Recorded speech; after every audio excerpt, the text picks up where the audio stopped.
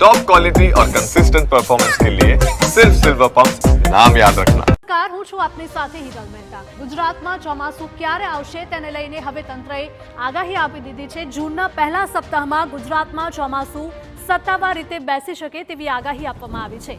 આગાહીકાર અંબાલાલ પટેલે આ આગાહી આપી હતી। 6 જૂન સુધીમાં ચોમાસું ગુજરાતમાં પ્રવેશ કરશે તેવી શક્યતા છે।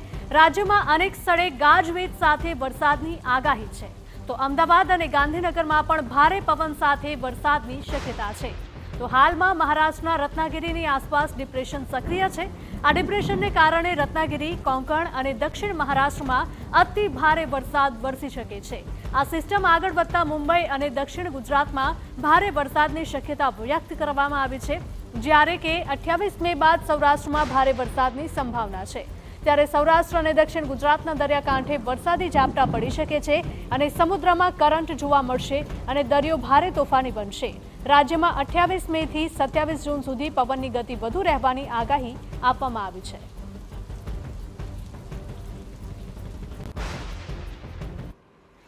ચોમાસાની દસ્તક તો ગુજરાતમાં વરસાદ